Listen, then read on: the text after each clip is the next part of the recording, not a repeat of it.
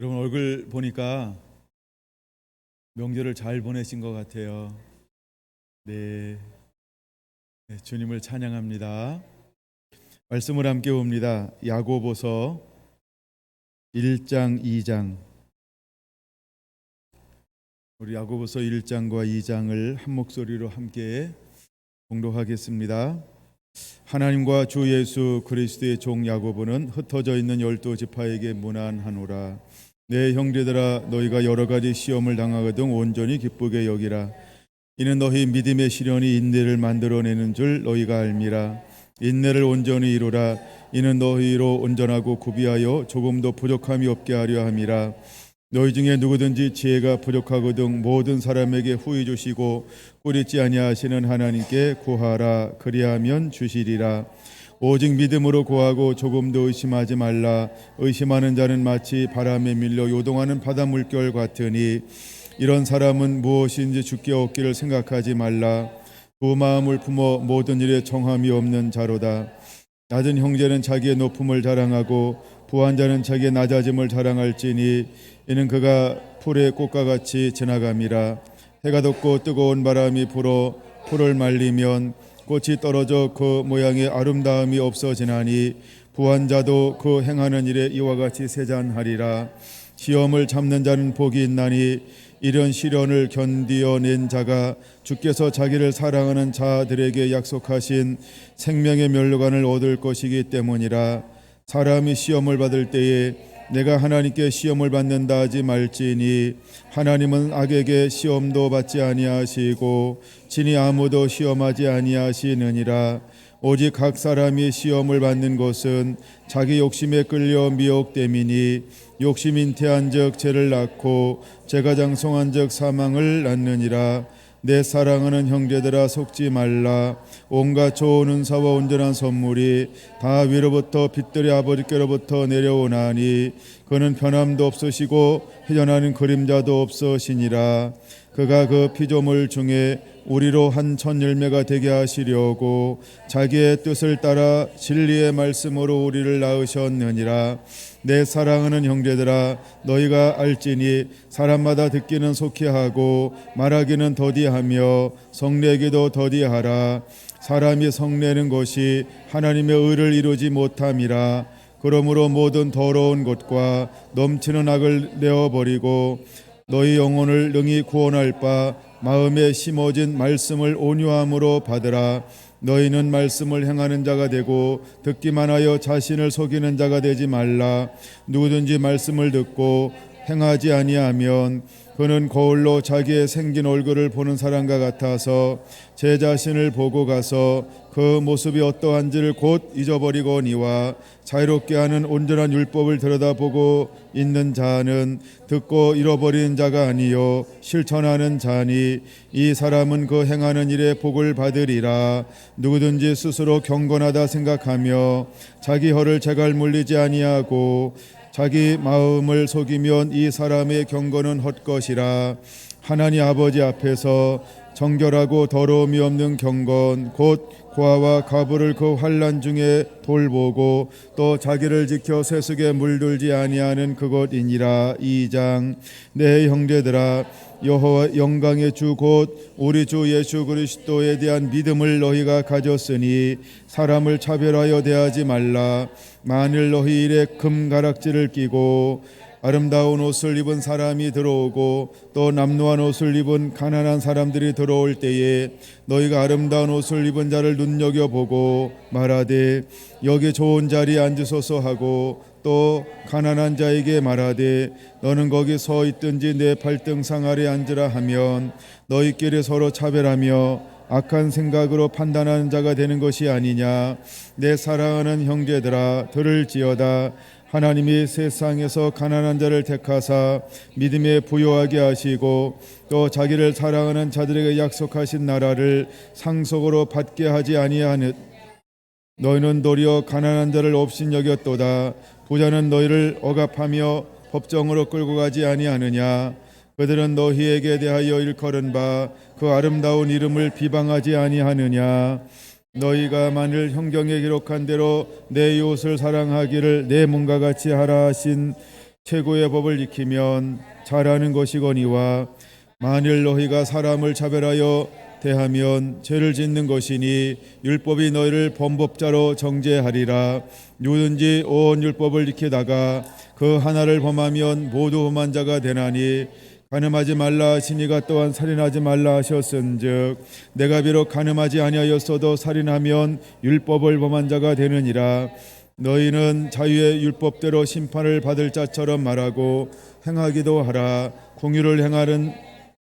공의롭는 심판이 있으리라. 공의로운 심판을 이기고 자랑하느니라. 내 형제들아, 만일 사람이 믿음이 있노라 하고 행함이 없으면 무슨 유익이 있으리요? 그 믿음이 능히 자기를 구원하겠느냐? 만일 형제나 자매가 헐벗고 일용할 양식이 없는데 너희 중에 누구든지 그에게 이르되 평안히 가라, 더웁게 하라, 배부르게 하라 하며 그 몸에 쓸 것을 주지 아니하면 무슨 유익이 있으리요? 이와 같이 행함이 없는 믿음은 그 자체가 죽은 것이라. 어떤 사람은 말하기를 너는 믿음이 있고 나는 행함이 있으니 행함이 없는 내 믿음을 내게 보이라. 나는 행함으로 내 믿음을 내게 보이리라 하리라. 내가 하나님은 한 버릇인 줄을 믿느냐? 잘하는도다. 귀신들도 믿고 떠느니라. 아하, 허탄한 사람이 행함이 없는 믿음이 헛것인 줄을 알고자 하느냐? 우리 조상 아브라함이 그 아들 이삭을 제단에 바칠 때에 행함으로 의롭다 하심을 받은 것이 아니냐? 내가 보거니와 믿음이 그의 행함과 함께 일하고 행함으로 믿음이 온전하게 되었느니라. 예, 성경에 기록 이른바 아브라함이 하나님을 믿으니 이것을 의로 여기셨다는 말씀이 이루어졌고 그는 하나님의 벗이라 칭함을 받았나니 이러보건대 사람이 행함으로 의롭다 하심을 받고 믿음으로만 아니니라. 이와 같이 기생 라합이 사자들을 접대하여 다른 길로 나가게 할 때에 행함으로 의롭다 하심을 받은 것이 아니냐? 영혼 없는 몸이 죽은 것 같이 행함이 없는 믿음은 죽은 것이니라. 아멘. 연단된 믿음으로 세 번째 시간입니다.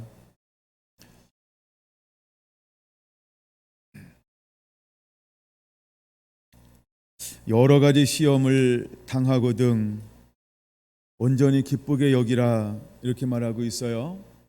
여러 가지 시험이라고 하는 형태는 다르지만 이 땅에 사는 동안, 육체를 가지고 사는 동안 시련을 당하지 않을 사람이 아무도 없다라고 하는 것입니다.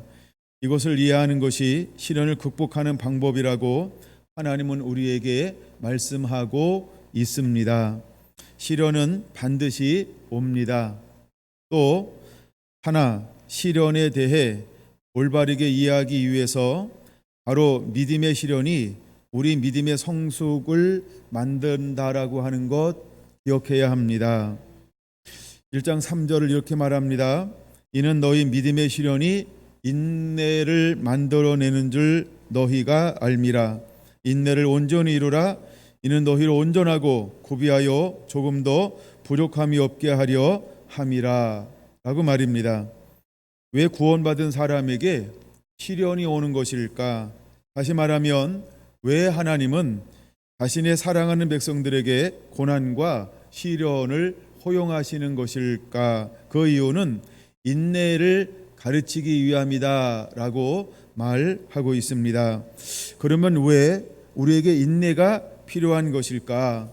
그 이유는 인내가 없이는 우리가 온전하게 될 수 없기 때문이다 라고 말씀하고 있습니다. 그래서 로마서 5장 3절에서 이렇게 선포하고 있는 것입니다.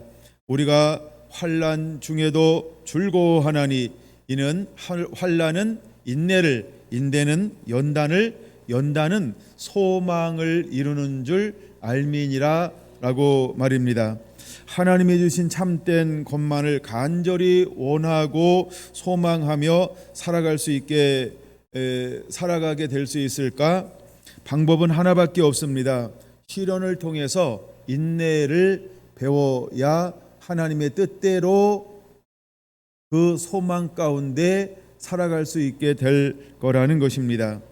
그럼 믿음의 공식은 굉장히 간단할 수 있습니다. 시련을 잘, 인내를 배우고 인내가 생기면 우리의 성품이 온전하게 바뀐다라고 하는 것입니다. 그러므로 우리에게 필요한 것이 무엇일까요? 환난은 인내를, 인내는 연단을, 연단은 소망을. 그래서 우리의 성품이, 하나님의 온전한 성품이 무엇을 통해서 만들어지냐 하면 환난을 통해서, 시련을 통해서, 역경을 통해서만 만들어질 수 있다라고 하는 것입니다. 그래서 하나님은 그의 아들이신 예수님도 무엇을 통하여서 순종을 가르쳤고 온전케 만드셨나요? 히브리서 5장 8절은 연단을 통하여서, 시련을 통하여서, 역경을 통하여서 하나님은 예수님에게 순종을 배우게 했다는 것입니다.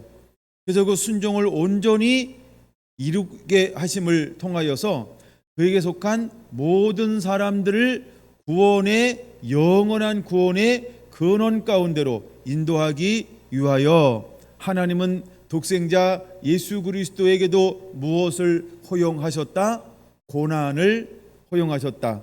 여기서 말하는 고난이 우리에게 당하는 뭐와 똑같을까요? 믿음의 시련이라는 것입니다. 예수님도 어떤 길을 걸어갔다고요? 믿음의 시련을 걸어갔어요. 그러면 저와 여러분들이 예수님을 닮아가기 위해서 하나님은 사랑하는 저와 여러분에게 무엇을 허용하실까요? 똑같이 고난을 허용하시게 될 거라는 것입니다. 그러나 우리는 믿음 안에서 고난이 올 때, 시련이 올 때, 환난이 올 때, 역경이 올 때 어떻게 반응하고 있을까? 고린도전서 10장에 보면 하나님이 이스라엘 백성들을 인도할 때 그들을 어떤 환경으로 인도했나요? 그것을 우리는 광야라고 말합니다. 거기는 메마른 곳이라고 말합니다. 그것은 아무것도 없습니다. 먹을 양식도 없고, 그 다음에 농사 지을 수 있는 땅도 아니고, 즉 뿌리고 추수하는 땅이 아니었다는 것입니다. 여러분, 거기서는 무엇을 통하여 먹고 마시며 돌봄을 받을 수 있는 곳일까요? 거기는 우리의 눈으로 볼 때는 고난만이 있습니다. 환난만이 있습니다. 어려움만이 있습니다. 재미라고는 거의 없는 곳, 이것이 하나님이 이스라엘 백성들을 젖과 꿀이 흐르는 땅으로 인도하는 가정이었습니다. 그러나 하나님은 그들에게 주님, 우리 이것을 주세요 라고 하나님을 의지하고 신뢰할 때 하나님은 언제나 그들의 필요를 충족시켜 준 곳이 바로 광야였다라고 하는 것입니다. 우리가 볼 때는 시련이고 역경이었지만 우리가 하나님을 바라보며 그분에게 요청할 때 모든 필요가 공급되어지고 채워지며 마음껏 누리는 곳, 그것이 어디냐 하면 우리의 인생이라고 하는 것입니다. 그러므로 우리는 복의 근원을 여호와 하나님 한 분만을 바라보는 자가 되어야 할 줄로 믿습니다. 여러분, 우리가 모든 것을 공급원을 어디다 두어야 할까? 이 땅에 두는 것이 아니고 오직 하나님께만 우리의 공급원을 두는 자가 되어야 할 줄로 믿습니다. 할렐루야. 우리가 볼 때는 역경이고 시련이고 환난일지 모르지만 하나님은 그 속에서 우리에게 무엇을 보여주고 가르쳐주고 배우고 성숙시켜가고 있을까? 하나님만 의지하는 것, 하나님만 바라보는 것, 하나님만 더 사랑하는 것. 할렐루야. 그래서 매일매일 하나님과 더 깊은 친밀함 가운데로 인도하는 것이 어디냐면 환난이라는 것입니다. 메마른 곳이라고 하는 것입니다. 역경이라고 하는 것입니다. 시련이라고 하는 것입니다. 이런 것을 만날 때 우리는 더욱더 하나님의 얼굴을 구하며 그분의 치밀한 가운데로 나아가는 하나님의 사람이 되어야 할 줄로 믿습니다. 그래서 하나님 우리에게 여러 가지 시련을, 여러 가지 시험을 허용하신다라고 하는 것입니다. 할렐루야, 할렐루야. 여러분 보세요. 믿음의 조상 아브라함은 창세기 22장을 한번 보겠습니다. 창세기 22장을 찾아서 읽어봐야 될 것 같아요. 성경 읽는 재미가 있습니다. 제가 추석을 보내면서 성경을 좀 읽었어요. 창세기, 출애굽기, 레위기. 요한계시록을 제외한 신약성경.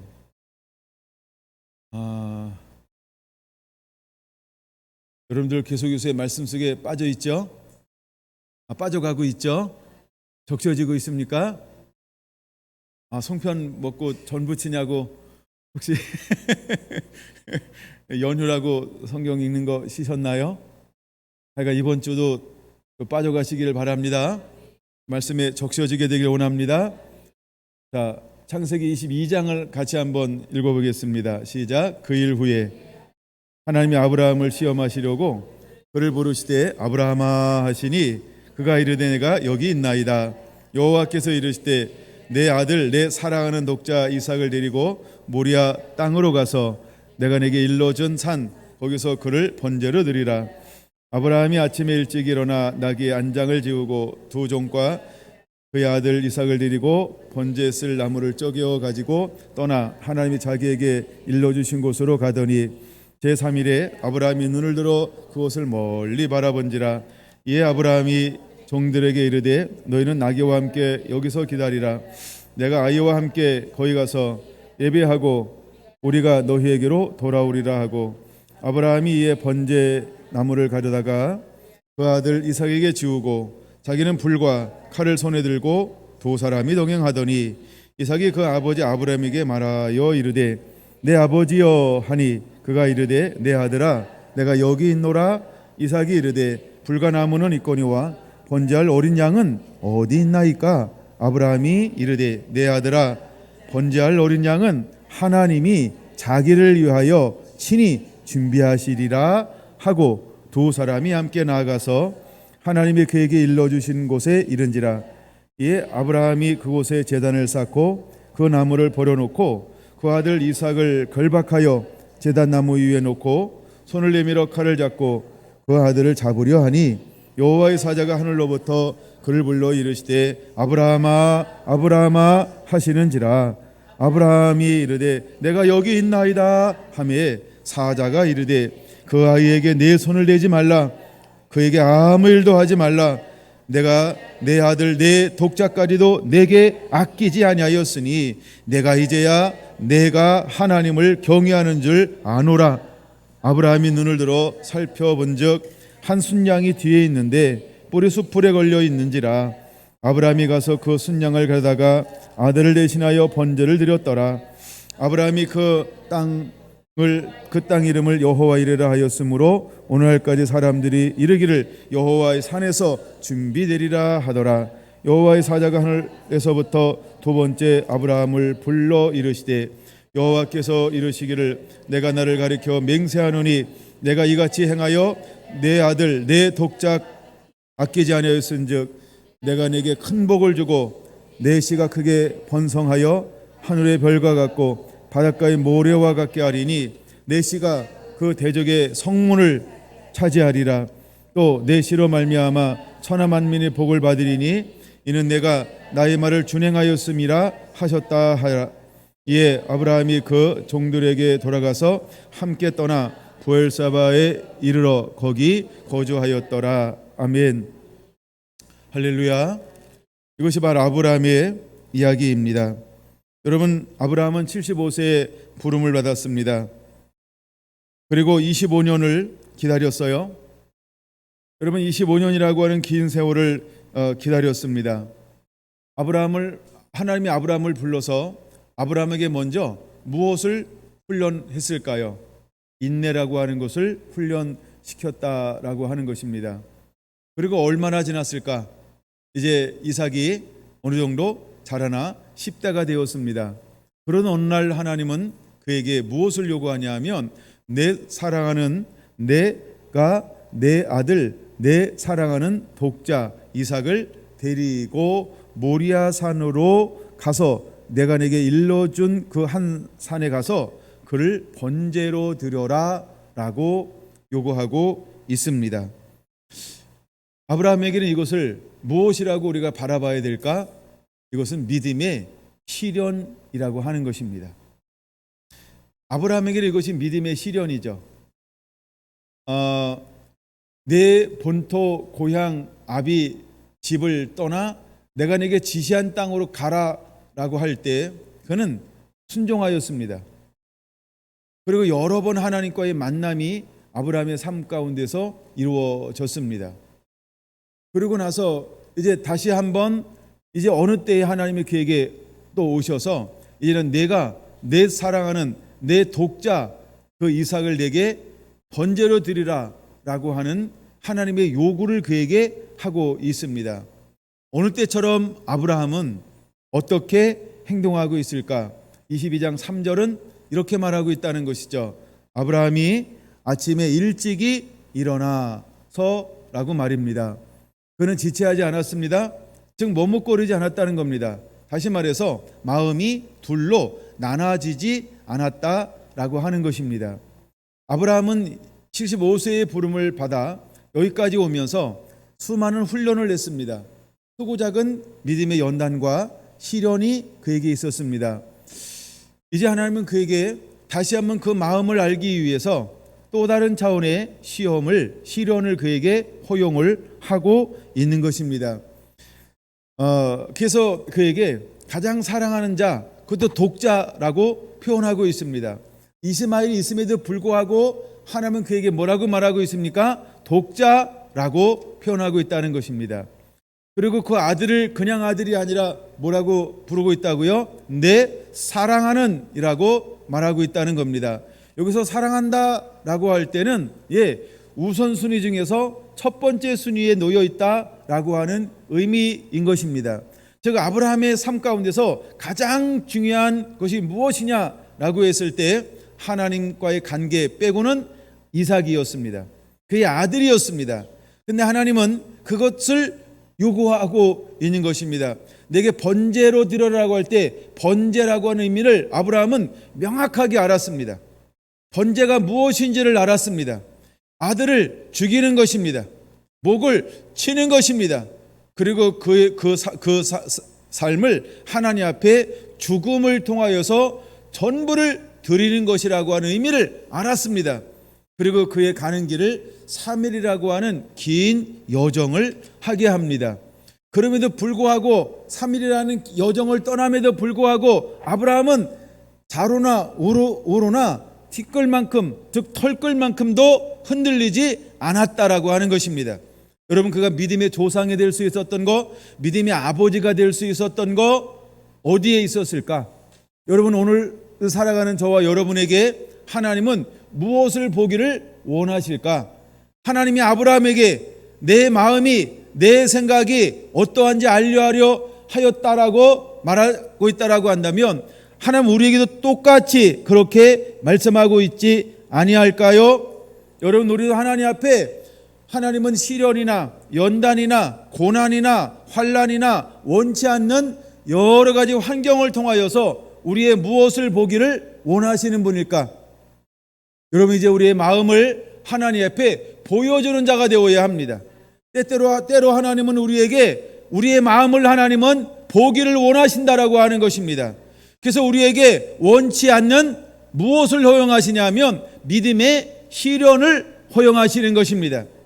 우리에게 원치 않는 시련이 왔다. 그러면 아하, 하나님이 내 마음을 보기 원하시는구나. 내 생각을 보기를 원하는 거로구나. 내 뜻을 보기를 원하는 거로구나. 내 의지를 보기를 원하는 거로구나 라고 우리는 판단해야 합니다. 왜 나에게 이런 시험을, 왜 나에게 이런 어려움을, 왜 나에게 이런 결단을 하게 만들어? 머리, 골치, 짱나 라고 우리가 만약에 이야기했다고 한다면 이미 우리가 무엇을 말하고 있는 거예요? 나는 지금 이거는 내놓지 않겠습니다. 난 지금 이것은 주님 앞에 온전히 드릴 수 없습니다라고 내 스스로가 이미 고백하고 있는 것입니다. 여러분 우리 안에 15절에 보면 욕심이 잉태한 즉 죄를 낳고 죄가 장성한 즉 사망을 낳느니라 라는 말이 있어요. 우리 안에 무엇이 있다는 거예요? 자아가 있다는 겁니다. 즉 내가 있다는 것입니다. 즉 욕심이 있다는 것입니다. 여전히 내가 살아있다는 것입니다. 하나님께로 난 자마다 세상을 이기느니라 라고 말했습니다. 그러면 아직 내가 있다라고 하는 것은 무엇을 의미하는 것입니까? 사실은 거듭나지 않은 거와 똑같습니다. 왜? 내가 있기 때문입니다. 여러분 거듭난 자는 어떤 사람이라고요? 세상을 이기느니라. 세상은 마귀를 말합니다. 사단을 말합니다. 육을 말합니다. 더 구체적으로 표현할 때 성경은 세 가지를 표현하고 있죠. 안목의 정욕, 육신의 정욕, 이생의 자랑이라고 말하고 있습니다. 그럼 우리가 많은 사람들을 옳은 곳으로 인도해야 하는데 무엇으로 인도해야 할까? 옳은 곳이란 어딜까? 이것은 바로 예수 그리스도가 계신 곳, 즉 예수님께로 인도해야 합니다. 근데 예수님은 무엇을 통해서 사역을 감당했습니까? 사도행전 10장 38절에 말하고 있는 것처럼 하나님이 나사렛 예수에게 성령과 능력을 기름 붓듯 부으셔서 두루다니며 착하고 선한 일을 행하셨어요. 마귀를 쫓아내고 병자를 고쳤습니다. 그렇게 할 수 있었던 이유가 어딨냐면 이는 하나님이 함께 하심이니라 라고 말씀을 하고 있습니다. 그러므로 옳은 곳은 어디라고 정의를 했습니까? 첫째, 말씀이신 진리가 있는 곳입니다. 두 번째, 하나님의 임재가 있는 곳, 영광이 있는 곳을 말하고 있습니다. 그럼 우리가 하나님의 임재와 영광, 하나님의 말씀으로 온전히 인도함 받는 사람이 되기 위해서 하나님은 우리에게 무엇을 보기 원하냐 하면 우리를 흔들어서 우리 마음이 어디에 있는지, 중심이 어디에 있는지를 하나님은 늘 보고 싶어 한다는 것입니다. 이제 하나님은 아브라함에게 오셔서 분명한 것을 요구하고 있습니다. 그를 들어라 라고 말입니다. 그러나 정말 아브라함은 추호도 흔들림이 없이 이삭을 절박하고 단 위에 올려놓고 칼을 들어서 그를 치려고 했다는 것입니다. 폼만 잡은 것이 아닙니다. 한번 폼 잡은 것이 아니고 진짜 내리치려고 했다는 것입니다. 그때 하나님은 사자를 보내서 그를 부르고 있는 것이죠. 그 아이에게 12절, 그 아이에게 내 손을 내지 말라, 그에게 아무것도 하지 말라, 내가 내 아들 내 독자까지도 내게 아끼지 아니하였으니 내가 이제야 내가 하나님을 경외하는 줄 아노라 라고 하나님이 그를 인정하고 있다라고 하는 것입니다. 여러분, 하나님 우리에게 무엇을 보기 원할까요? 우리에게 믿음의 시련이 오는데 어느 수준까지 믿음의 시련이 올까요? 인내를 온전히 이루라, 이는 내가 온전하고 구비하여 조금도 부족함이 없게 하려 함이니라 라고 말씀을 하고 있습니다. 여러분, 하나님은 우리가 온전케 되는 거, 모든 걸 준비시키는 거, 그다음에 조금도 부족함이 없는, 흠도 없고 점도 없는 온전한 주님의 사람, 하나님의 사람이 되기 위해서 우리에게 무엇을 허용하시냐면 믿음의 시련을 허용하신다라고 하는 것입니다. 할렐루야. 이제 우리가 다시 오실 주님을 맞이하기 위해서 우리는 주님의 신부로 단장되어져야 할 줄로 믿습니다. 우리가 이렇게 말할 수 있어요. 내가 교회 다니니까, 내가 수십 년 동안 다니니까, 내가 목사가 됐고 내가 여러 가지 직분을 가지고 있으니까 나는 주님이 오시면 나는 주님을 만날 수 있을 거야 라고 그렇게 이야기할 수 있습니다. 근데 주님은 그렇게 하기 전에 우리에게 무엇을 보기를 원할까요? 또 마귀는 마지막 주님이 오시기 전에 자기 때가 얼마 남지 않은 것을 알고 어떤 일을 행할까요? 하나님은 우리의 마음이 온전한 것을 끊임없이 드러내기를 원하고 있어요. 그래서 골로새서에 말하고 있는 것처럼 마지막 때 하나님은 우리를 자랑하기를 원한다라고 하는 것입니다. 또한 마귀는 할 수 있으면 모든 것들을 흔들 수 있는 모든 것들을 흔들어서 미혹하고 유혹해서 넘어뜨리고 타락시키게 할 거라는 것입니다. 이때 우리가 무엇을 통해서 온전함이 증명되어져야 할까? 삶으로, 행동으로 드러나야 할까? 그것이 바로 믿음의 시련이라는 것입니다. 나는 신앙생활 잘하니까, 나는 헌신도 하고, 나는 열정도 있고, 나는 성경도 많이 읽고 말씀에 잠겨 있으니까, 아니야, 나는 기도를 많이 하니까, 나는 성교를 많이 하니까, 아니야, 나는 예쁘니까, 이거 아닌가? 나는 시험하고는 상관이 없어. 아마 하나님이 그런 걸로 대치할 거야.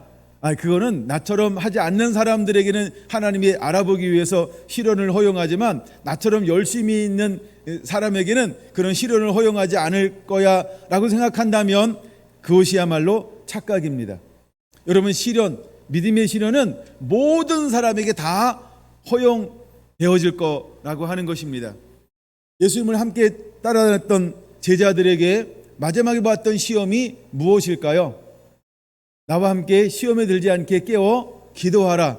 예수님은 그들에게 요구했습니다. 그러나 한 제자도 함께 시험에 들지 않게 깨워서 기도한 제자가 없었다라고 하는 것입니다. 한 번은 마귀가 와서 예수님께 제자들을 요구하고 있어요. 뭐라고 요구하고 있습니까? 내가 그들을 밀가부르듯 까불겠습니다. 나에게 주십시오 라고 요구했을 때 예수님은 다만 그들을 위해서 무엇을 위해 기도했다라고 말하고 있습니까? 믿음이 떨어지지 않기를 간구했다, 기도했다라고 말하고 있습니다.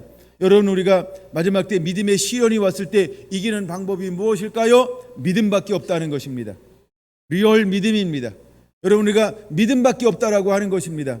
여러분, 우리가 온전히 하나님을 사랑할 때만 이것을 이겨낼 수 있다라고 하는 것입니다. 그래서 하나님은 아브라함에게 뭐라고 말하고 있는 것입니까? 이제야 내가 나를 경외하는 줄 알았다라고 하는 것, 이제야 내가 정말 사랑하는 것을 알았다, 내 마음을 알았다, 내 생각을 알았다, 내 중심을 알았다, 너의 모든 것을 내가 보았다라고 인정하고 있는 것입니다. 여러분, 믿음의 시련이 왔을 때 그럼에도 불구하고 우리가 살아왔던 그대로 살아가는 자가 되어야 합니다. 즉 말씀 그대로 살아낼 줄 아는 자가 되어야 할 줄로 믿습니다. 할렐루야. 이것이 바로 아브라함의 여정이었다라고 하는 것입니다. 여러분, 모세는 어떤가요? 모세는 오후에 봐야 될 것 같아요. 시간 관계상.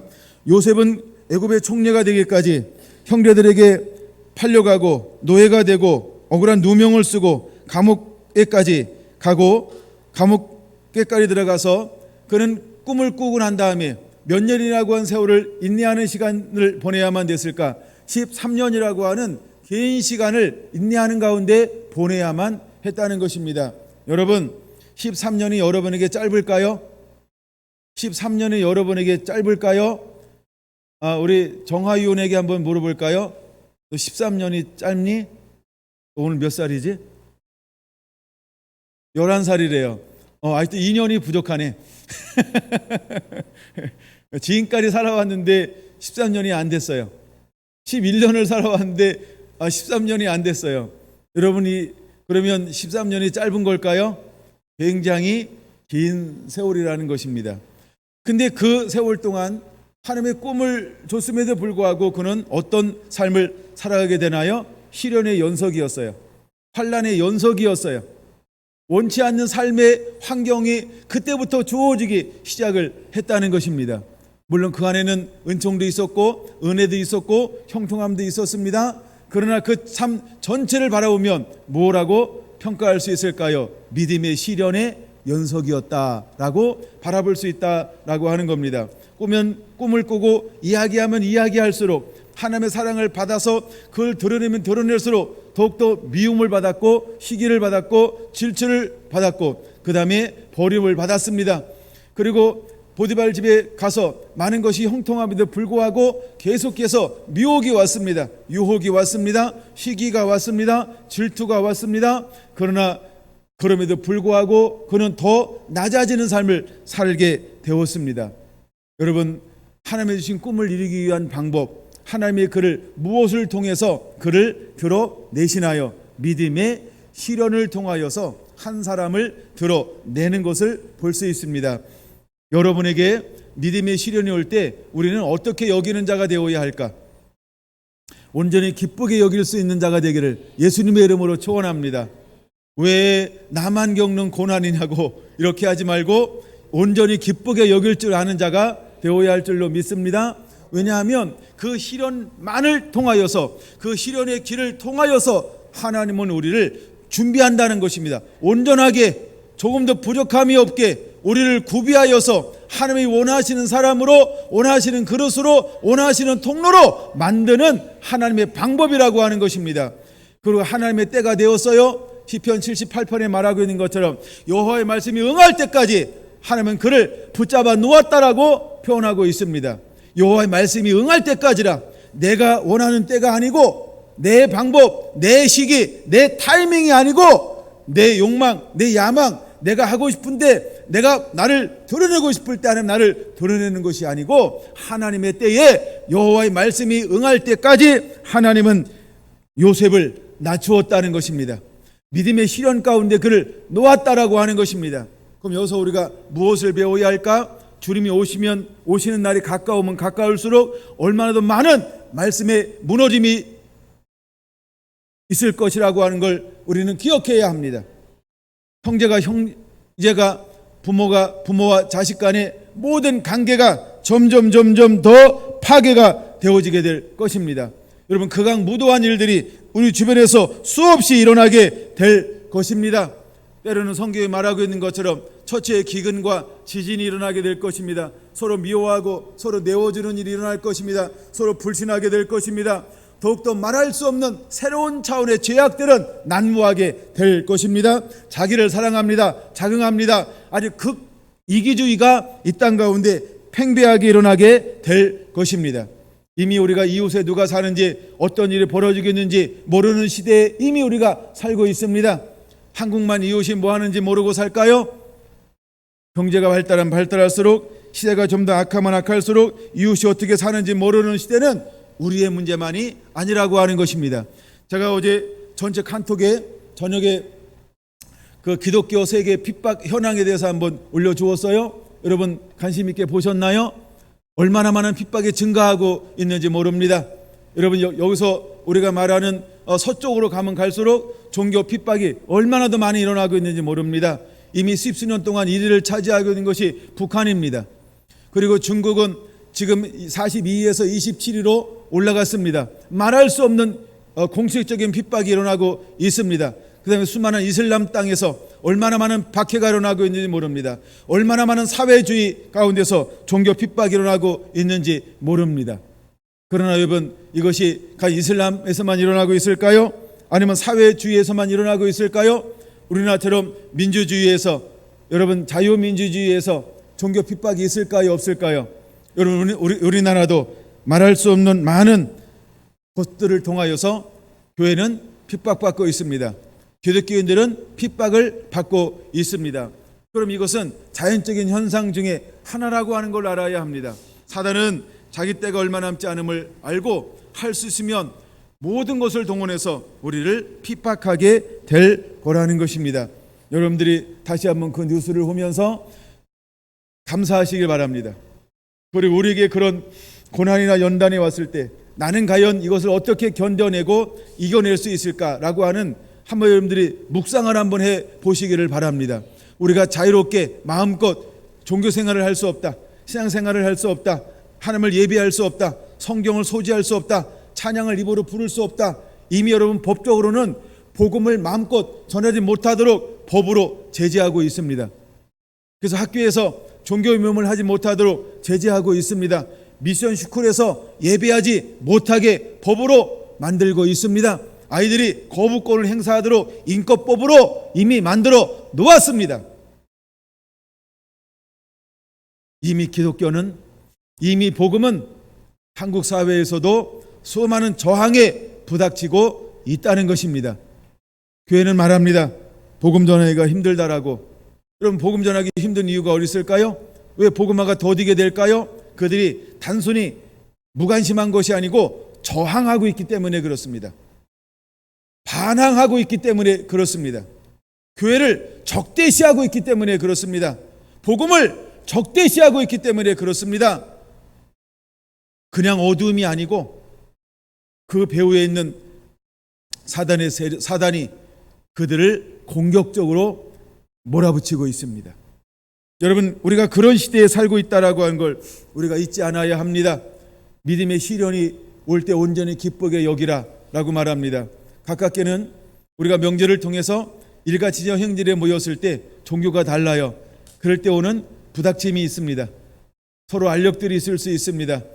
누구는 예배를 해야 된다고 이야기할 수 있고, 누구는 제사를 드려야 된다고 할 수 있고, 누구는 앉아서 기도만 해야 된다고 얘기할 수 있고, 누구는 절해야 된다라고 생각할 수 있습니다.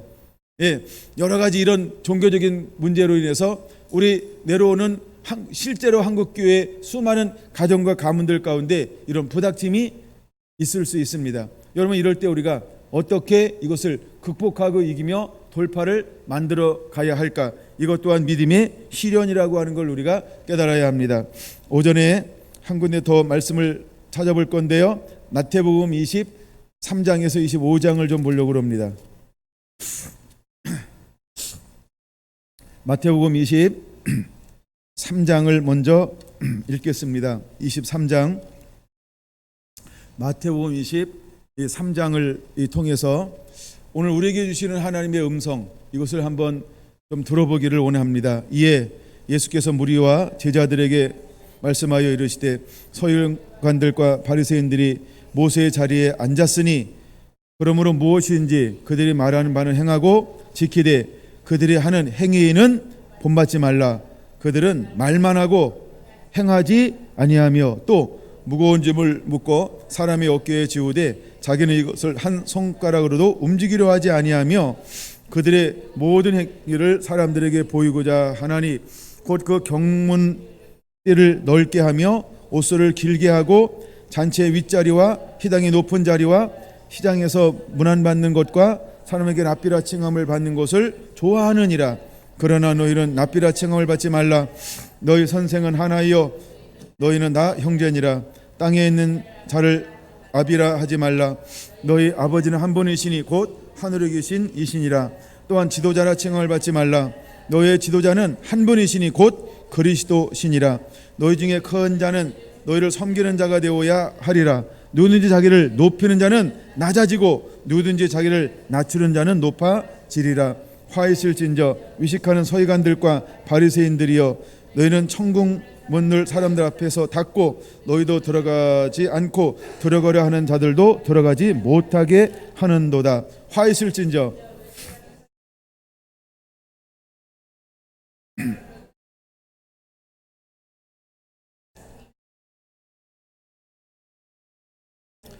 화 있을진저 눈먼 인도자여, 너희가 말하되 누구든지 성전으로 맹세하면 아무일 얻거니와 성전의 금으로 맹세하면 지키라 하는도다. 어리석은 맹인들이여, 어느 것이 크냐? 그 금이냐? 그 금을 거룩하게 하는 성전이냐? 너희가 또 이르되 누구든지 제단으로 맹세하면 아무일 얻거니와 그 외에 있는 예물로 맹세하면 지키라 하는도다. 맹인들이여, 어느 것이 크냐? 그 예물이냐? 그 예물을 거룩하게 하는 제단이냐? 그러므로 제단으로 맹세하는 자는 제단과 그 위에 있는 모든 것으로 맹세하며 또 성전으로 맹세하는 자는 그 안에 계신 이로 맹세하며 또 하늘로 맹세하는 자는 하나님의 보좌와 그 위에 앉으신 이로 맹세함이니라. 화 있을진저 외식하는 서기관들과 바리새인들이여, 너희가 박하와 희양과 근체의 11조는 들이되 율법이 더 중한 바 정의와 궁휼과 믿음은 버리는도다. 그러나 이것도 행하고 저것도 버리지 말아야 할지니라. 맹인된 인도자여, 하루살이는 걸러내고 낙타는 삼키는도다. 화 있을진저 위식하는 서기관들과 바리새인들이여, 잔과 대접의 겉은 깨끗하되 그 안에는 탐욕과 방탕으로 가득하게 하는도다. 눈먼 바리새인들이여, 너희 먼저 안을 깨끗이 하라. 그리하면 겉도 깨끗하리라. 화 있을진저 위식하는 서기관들과 바리새인들이여, 휘칠한 무덤 같으니 겉으로는 아름답게 보이나 그 안에는 죽은 사람의 뼈와 모든 더러운 것이 가득하도다. 이와 같이 너희도 겉으로는 사람에게 옳게 보이되 안으로는 외식과 불법이 가득하도다. 화 있을진저 위식하는 서기관들과 바리새인들이여, 너희는 선지자들의 무덤을 만들고 외인들의 비석을 꾸미며 이르되 만일 우리가 조상 때 있었더라면 우리는 그들의 선지자의 피를 흘리는데 참여하지 아니하였으리라 하니, 그러면 너희가 선지자를 죽이는 자의 자손임을 스스로 증명함이로다. 너희가 너희 조상의 분량을 채우라. 뱀들아, 독사의 새끼들아, 너희가 어떻게 지옥의 판결을 피하겠느냐? 그러므로 내가 너희에게 선지자들과 지혜 있는 자들과 서기관들을 보내며 너희 그 중에서 더러는 죽이거나 십자가에 못 박고 그 중에서 더러는 너희 희당에서 채찍질하고 이 동네에서 저 동네로 따라다니며 박해하리라. 그러므로 의인 아벨의 피로부터 성전과 제단 사이에서 너희가 죽인 바야가의 아들 사가랴의 피까지 땅 위에서 흘린 의로운 피가 다 너희에게로 돌아가리라. 내가 진실로 너희에게 이르노니 이것이 다 이 세대에 돌아가리라. 예루살렘아 예루살렘아 선지자들을 죽이고 내게 파송한 자를 돌로 치는 자여, 암탉이 그 새끼를 날개 아래 모음같이 내가 내 자녀를 모으려고 한 일이 몇 번이더냐. 그러나 너희가 원하지 아니하였도다. 보라, 너희 집이 황폐하여 버림바 되리라. 내가 너희에게 이르노니 이제부터 너희는 찬송하려로다. 주의 이름으로 오시는 이여 할 때까지 나를 보지 못하리라 하시니라. 아멘. 여러분, 이것은 22장에 걸쳐서, 22장은 예수님께서 들어오실 때에 한 무화과 나무를 저주했더니 뿌리째 말라 죽었습니다. 이 무화과는 누구를 예표하는 것일까요? 바로 이스라엘을 예표하는 것입니다. 이제 이스라엘을 이루고 있는 가장 대표적인 사람들이 누구일까요? 바로 이 사람들은 서기관과 바리새인들로 대표하고 있습니다. 이들의 특징이 무엇일까요? 외식한다는 것입니다. 외식이 뭘까요? 겉하고 속이 다르다는 것입니다. 말하고 행동이 다르다는 것입니다. 아는 거랑 삶이 다르다라고 하는 것입니다. 여러분, 믿음의 시련이 오는 것은 무엇일까요? 내 마음이 어떤지, 내 생각이 어떤지, 우리의 중심을 보고자 하나님은 우리에게 무엇을 허용하실까? 믿음의 시련을 허용하시는 것입니다. 여러분은 시험이 왔을 때, 시련이 왔을 때, 환난이 왔을 때, 고난이 왔을 때, 역경이 왔을 때, 원치 않는 여러 가지 어려움들이 왔을 때, 여러분들은 믿음으로 발걸음을 옮기는 자가 되어야 합니다. 믿음으로 삶을 살아낼 줄 아는 자가 되어야 합니다. 할렐루야. 우리가 외식하는 자는 삶이 다릅니다. 주장하는 것과 삶이 달라요. 말하는 것과 삶이 달라요. 아는 것과 삶이 달라요. 조금 가다가 포기해 버릴 수 있습니다. 가짜기 때문에 그렇습니다. 그래서 믿음의 시련은 무엇을 드러내는 것이냐면 진짜와 가짜를 드러내는 것이 믿음의 시련이라는 것입니다. 여러분은 진짜인가요? 여러분은 가짜인가요? 여러분 평안할 때는 하는 척 하다가 평안하지 않을 때는 에이 하고 버리는 자일까요? 가짜입니다. 믿음의 시련은 진짜와 가짜를 드러내게 만드는 것입니다. 여러분, 진짜가 되기를 예수님의 이름으로 축원을 드립니다. 그럼 이런 일이 언제까지 있을 거라고 말하고 있어요? 39절이요. 39절까지 이 일이 일어나게 될 거라는 것입니다. 39절이요. 39절까지 이 일이 일어나게 될 거라는 것입니다. 찬송하려다 주의 이름으로 오시는 이여 할 때까지, 마라나타 아멘 주 예수여 오시리라 할 때까지, 요한계시록 22장 3번에 걸쳐서 오시리라고 했던 것처럼 그때까지 이스라엘은 뭐 할 것이다? 회복되지 않을 것이다. 여러분, 지금도 이게 진행형이라고 하는 것입니다. 이때 이스라엘이 완전히 버림을 받았어요. 그리고 복음이 어디로 갔습니까? 이방인에게로 갔습니다. 그리고 언제까지 이스라엘이 회복되지 않을까요? 아멘 주 예수여 오시옵소서 할 때까지 이스라엘이 버림받을 것입니다.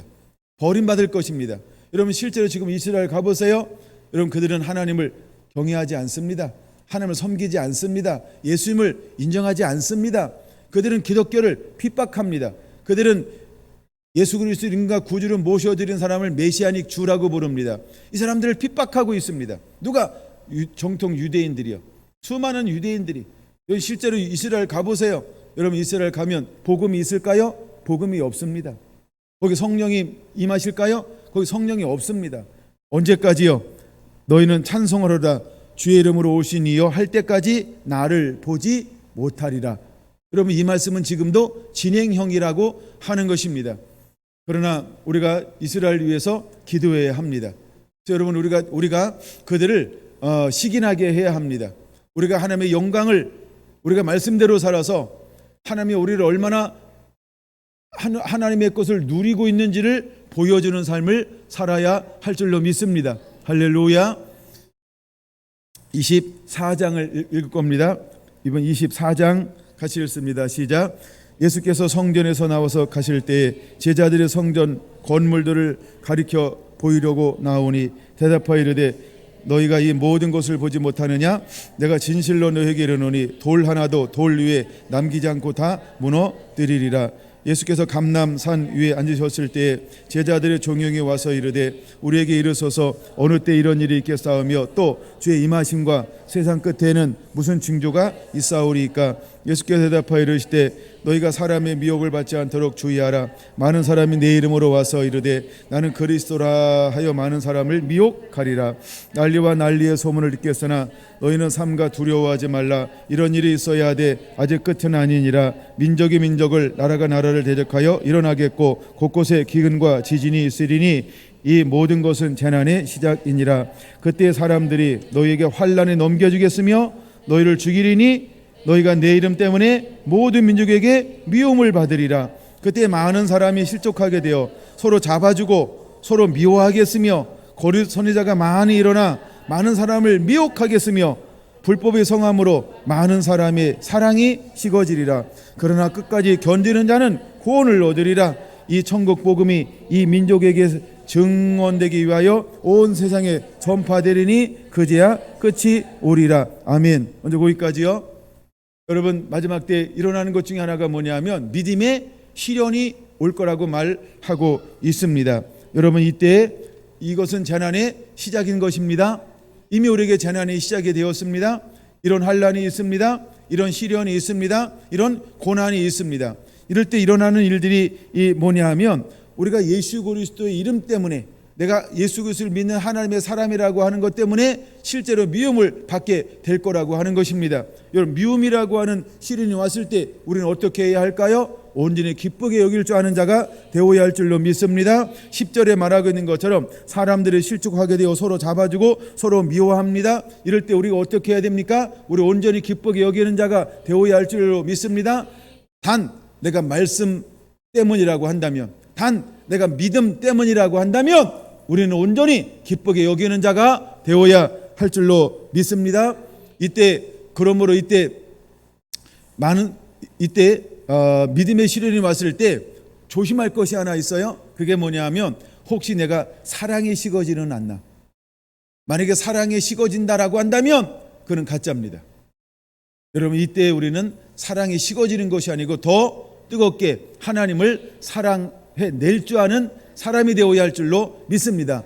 이걸 일컬어서는 리얼 크리스찬이라고 말합니다. 진짜 거듭남이라고 하는 것은 이것을 거듭남이라고 말하는 것입니다. 내가 죽고 내 안에 예수님이 사는 것. 할렐루야. 이 사람에겐 실제로 믿음의 시련이 왔을 때 온전히 기쁘게 여길 수 있다는 것입니다. 내가 살아있다고 한다면 이런 환난이 왔을 때, 이런 박해가 왔을 때, 이런 핍박이 왔을 때 사랑하지 못합니다. 그러므로 여러분, 우리가 스스로를 점검해 볼 때 내가 무엇 때문에 사랑이 식어지고 있다라고 한다면 그것은 이미 여러분 내가 뭘까요? 다시 말씀으로 돌아와야 되는구나. 다시 예수님께로 돌아와야 하는구나. 다시 내가 첫사랑을 회복해야 할 대상이 되었구나라고 스스로를 점검해서 여러분 믿음을 다시 한번 이렇게 추스르게 되길 바랍니다. 다시 한번 주님께 돌아오게 되길 바랍니다. 말씀으로 돌아오게 되기를 바랍니다. 그러면 여러분 스스로가 내 안에 여러 가지 이런 일들이 불법이 성할 때 사랑이 식어졌다라고 한다면 내가 가짜구나. 내가 빨리 주님을 온전히 사랑해서 진짜가 돼야지. 내 온 마음을 다해서 정말 하나님을 사랑하는 자가 돼야지. 내가 믿음에서 믿음으로서 정말 믿음의 사람이 돼야지 라고 자기를 점검하게 되기를 예수님의 이름으로 축원을 드립니다. 할렐루야. 여러분, 야고보서를 통해서 우리에게 주고자 하시는 하나님의 음성은 너무나 분명하다는 것입니다. 오늘 24장까지는 꼭 읽어봐야 될 것 같아요. 그래도 15절부터 시작합니다. 28절까지 먼저 읽을까요? 시작. 그러므로 너희가 선지자 멸망에 가증한 것이 거룩한 것을 선 것을 보고 응자는 깨달을진저 그때 유대에 있는 자들은 산으로 도망할지어다. 지붕 위에 있는 물건을 가지러 내려가지 말며 밭에 있는 자는 겉옷을 가지러 뒤로 물로 돌이키지 말지어다. 그날에는 아이벤 자들과 젖먹이는 자들에게 화가 있으리로다. 너희가 도망하는 일이 겨울에는 안식일이 되지 않도록 기도하라. 이는 그때 큰 환란이 있겠음이라. 창세로부터 지금까지 이런 환란이 없고 후회도 없으리라. 그 날들을 감하지 아니하면 모든 육체가 구원을 받지 못할 것이나 그러나 택하신 자들을 위하여 그 날들을 감하시리라. 그때 사람이 너희에게 말하되 보라 그리스도가 여기 있다 혹은 저기 있다 해도 믿지 말라. 거짓 거짓 선지자들이 일어나 큰 표적과 기사를 보여 할 수만 있으면 택하신 자들도 미혹하리라. 보라, 내가 너희에게 미리 말하였노라. 그러면 사람들이 너희에게 말하되, 보라, 그리스도가 강야에 있다 하여도 나가지 말고, 보라, 골방에 있다 하여도 믿지 말라. 번개가 동편에서 나서 서편까지 번쩍인 같이 인자 임함도 그러하리라. 죽음이 있는 곳에는 독수리들이 모일 것이니라. 아멘. 자, 21절에 말하고 있는 것처럼 그때 큰 환란이 있겠습니다. 창세로부터 지금까지 이런 환란이 없었고 후에도 없으리라. 마지막 때를 말하죠. 마지막 때의 환란을 말하죠. 주님이 오시기 그 직전에 있는 환란을 말합니다. 여러분, 큰 환란이 기다리고 있다라고 하는 겁니다. 그러면 그 큰 대환란을 통과하기 위해서 하나님은 우리에게 무엇으로 준비하게 할까? 그렇죠? 크고 작은 믿음의 시련을 통하여, 아멘.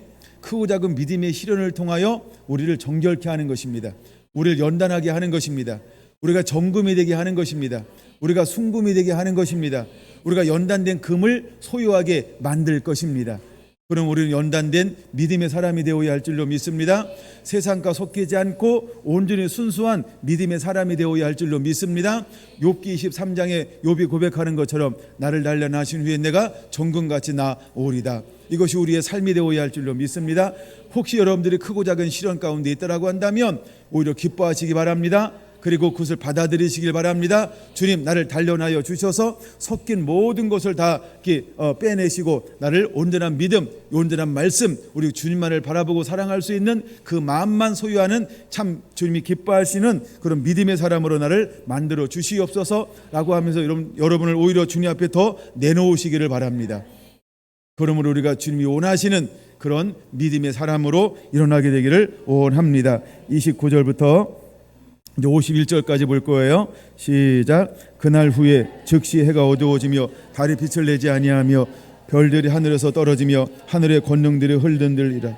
그때 인자의 징조가 하늘에서 보이겠고 그때 땅의 모든 족속들이 통곡하며 그들의 인자가 구름을 타고 능력과 큰 영광으로 오는 것을 보리라. 그가 큰 나팔 소리와 함께 천사들을 보내리니 그들이 그의 택하신 자들을 하늘 이 끝에서 저 끝까지 사방에서 모으리라. 무화과 나무의 비율을 배우라. 여름에 가까운 줄 아나니 이와 같이 너희도 이 모든 일을 보거든 인자가 가까이 곧 문 앞에 이른 줄 알라. 내가 진실로 너에게 말하노니 이 세대가 지나가기 전에 이 일이 다 일어나리라. 천지는 없어질지언정 내 말은 없어지지 아니하리라. 그러나 그날과 그때는 아무도 모르나니 하늘의 천사들도 아들도 모르고 오직 하나님 아버지만 아시느니라. 노아의 때와 같이 인자 임함도 그러하니라. 홍순의 노아가 방주에 들어가던 날까지 사람들이 먹고 마시고 장가들고 시집가고 있으면서 홍수가 나서 그들을 다 멸하기까지 깨닫지 못하였으니 인자의 임함도 이와 같으리라. 그때 두 사람이 밭에 있을 때 한 사람은 데려가고 한 사람은 버려둠을 당할 것이요 두 여자가 맷돌질을 하고 있음에 한 사람은 데려감을 한 사람은 버려둠을 당할 것이니라. 그러므로 깨어 있으라. 어느 날에 너희 주가 임하리니 너희가 알지 못함이니라. 너희도 아는 바니 만일 집주 도적이 어느 시각에 올 줄 알았더라면 깨어 있어 그 입을 뚫지 못하게 하였으리라. 이러면 너희도 준비하고 있으라. 생각지 않은 때에 인자가 오리라. 충성되고 지혜 있는 종이 되어 주인에게 그 집 사람을 때를 따라 맡을 주인이 올 때 그 종이 이렇게 하는 것을 보면 그 종이 복이 있으리로다. 내가 진실로 너희에게 이르노니 주인이 그의 모든 소유를 그에게 맡기리라. 만일 악한 종이 마음에 생각하기를 주인이 더디오리라 하여 동료들을 때리며 술 친구들과 더불어 먹고 마시게 되면 생각지 않은 날 알지 못하는 시각에 그 종의 주인이 이르러 엄히 때리고 외식하는 자가 받을 벌에 처하리니 거기서 슬플며 이를 갈리라. 우리가 준비가 되지 않는다고 한다면 결국 51절은 어디를 가게 한다는 말입니까? 지옥을 가게 된다 이 말인 것입니다. 여러분, 42절 우리는 깨어 있으라라고 말하고 있습니다. 44절 우리가 준비하고 있으라라고 말하고 있습니다. 45절 때를 따라 양식을 나눠줘야 된다라고 말하고 있는 것입니다. 여러분, 때를 따라 양식을 나눠준다라고 하는 말이 무슨 의미가 있을까? 여러분, 우리가 60년대는 60년대의 복음의 형태가 필요했어요. 그렇죠? 북치고 장구치고 그냥 하기만 하면 수많은 사람들이 주께로 돌아왔어요. 70년대 스타일이 있어요. 또한 90년대 복음의 스타일이 있어요. 지금은 몇 년도입니까? 2019년이에요. 여러분 옛날에 1990년대까지만 해도 우리가 10년이면 강산이 변한다라고 했어요. 근데 90년대 이후에는 어떻게 변해요? 그렇죠? 3년이면 강산이 바뀐다는 거예요. 그럼 2019년은 얼마나 걸릴까요? 여러분 스마트폰 한번 나오는데 몇 개월 걸려요? 3개월인가요? 얼마나 빨리빨리 변하는지 몰라요. 변한다 이 말은 뭐냐 하면 다음 세대의 가치관이 나와 다르다는 거예요. 그러면 여러분 어떡할까요? 내 방식이 아닌 그렇죠? 수용자의 입장에서 복음을 들고 접근해야 한다는 것입니다. 그래서 여러분들이 내 것만을 고집하면 그 사람은 어떤 사람일까요? 45절 충성되고 지혜 있는 종은 아닙니다. 여러분 우리는 바뀌어야 합니다. 변화되어져야 합니다. 변화되어져야 합니다. 변화되어져야 합니다. 변화될 줄 알아야 합니다. 그래서 때를 따라 양식이 달라져야 한다는 것이죠. 자, 막 태어났어요. 무엇을 먹어야 될까요? 엄마 젖. 좀 더 자라나요. 무엇을 먹어야 될까요? 분유. 네, 좀 더 자라납니다.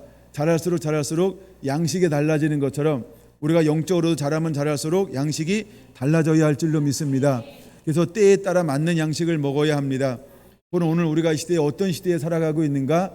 이 시대에 맞는 메시지가 선포되어져야 합니다. 어쩌면 여러분들은 무엇을 듣기를 원할까? 제가 한번 말씀을 준비하면서 그런 생각을 한번 해봤어요. 그랬더니 그냥 평범한 말씀이 아니고 정말 이 시대를 깨울 수 있고 돌파할 수 있으며 다시 오실 주의 길을 어떻게 예비할 수 있을까? 어쩌면 여러분들은 그런 말씀에 늘 목말라 하고 있을지 몰라요. 맞습니까? 그런 사람도 있을 수 있어요.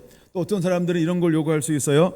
나는 내적 치유의 말씀을 듣기 원하는데 왜 목사님은 내적 치유의 말씀을 안 할까? 이런 거에 목말라 할 수도 있어요. 또 어떤 사람들은 좀 더 이 많은 어떤 사회가 돌아가는 어떤 이런 이야기를 좀 더 말씀을 통해서 듣고 싶은데 우리 목사님은 그런 말씀을 잘 안 주시네. 늘 말씀만 많이 읽어. 이거 성경만 가지고 해. 어떤 이런 것들 또 이렇게 생각할 수도 있을지 몰라요. 약간 이렇게 목사님들 보면 스타일이 너무나 다양한 걸 볼 수 있어요. 왜 스타일이 다양할까요? 그냥 때를 따라 양식을 나눠주는 것이라고 일단 좋은 쪽으로 한번 이렇게 바라봤으면 좋겠습니다. 할렐루야. 중요한 얘기 하나 더 하고 마치려고 합니다. 그럼 여러분은 어떻게 될까요? 여러분 우리들도 이제 첫째 깨어 있어야 할 줄로 믿습니다. 둘째 준비하고 있어야 할 줄로 믿습니다.